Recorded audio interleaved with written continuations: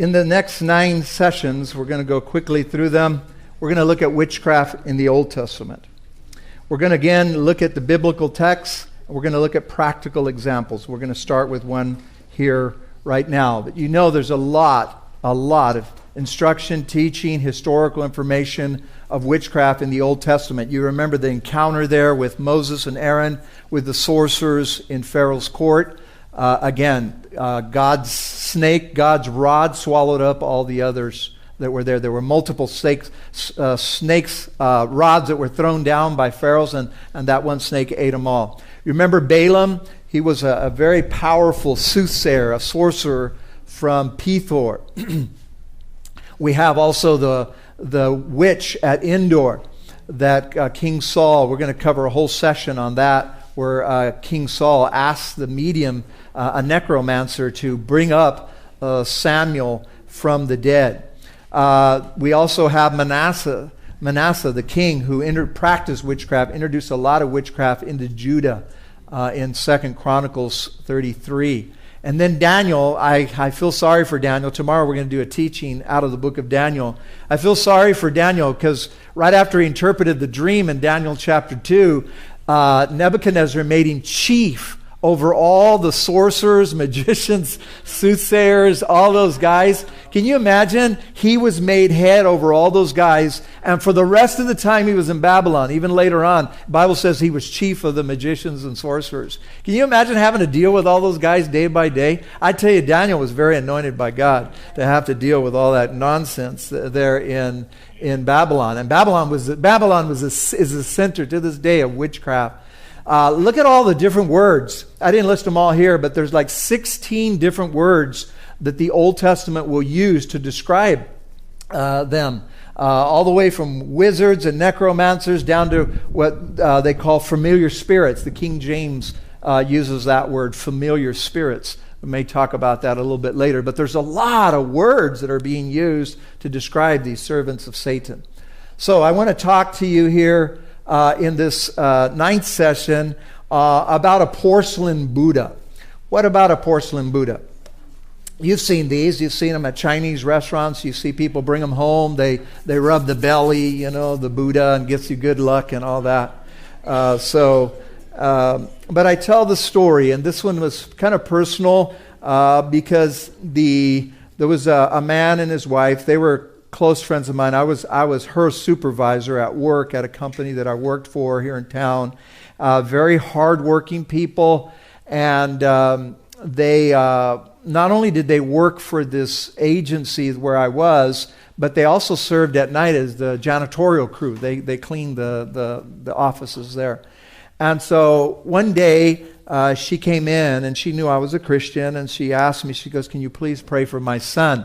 And I go, "What's going on?" Well, she says he's 17 years old. He's a swimmer at Fresno High School. He's in perfect physical health. I mean, I knew him too, the young man. I would see him from time to time, and he was just a strong young guy. He was on the swim team. He was the top swimmer for Fresno High School. 17-year-old. All of a sudden, he became sick. Got really sick, and they took him to doctor after doctor after doctor, and nothing. They ran tests. Everything's fine. He would have fevers. He would be shaking. Just really weird. He just felt weird. And then he would get better for a day, and then the next day he had problems all over again. Really bad things were happening, and the doctors could not figure out what was going on. So she asked me to pray, and so I asked the church at that time to pray. Again, this was many years ago, and so I went home. And I still remember it was on a Wednesday during the day for my lunch. I didn't live very far from where this office was. I went home, and so I was praying in my kitchen and living room. I was just walking around praying. That at that time I didn't have lunch. I just stayed there and prayed for about an hour or so. While I was praying, in my mind's eye, the porcelain Buddha came to my mind, and I said, "That's it. That's it." Because right outside my office, her little cubicle was right outside, and she had a porcelain Buddha right on the shelf in her office. And when that came, I said, "That's it, that's it, that's it." So I went to work, and I said, "Hey, come into my office and I closed the door, and she got scared. She thought, I was going to fire her or something. And I said, no, don't worry. And so I had my Bible on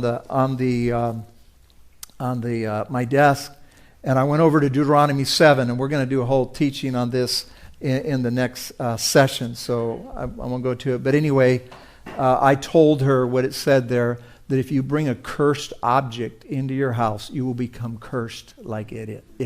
It's an abomination. And so I told her, I said, I was at home praying, and while I was there praying, the Lord just came to my mind that this porcelain Buddha, and I said, I notice you have a porcelain Buddha there in your shelf in your cubicle.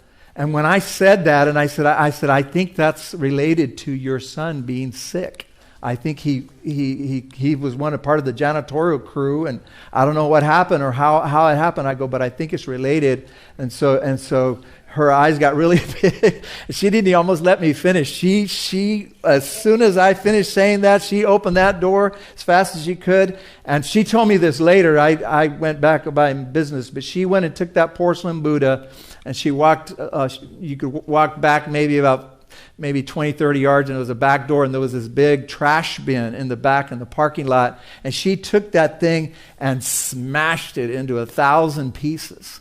And anyway, not to make it melodramatic or anything, but within a day or two, he was totally healed. That boy was completely well. And she came and told me the story. And she says, my son, he's well. Just like that. He just, all of a sudden, he was well. And so then she began to tell me, she goes, I didn't buy that Buddha.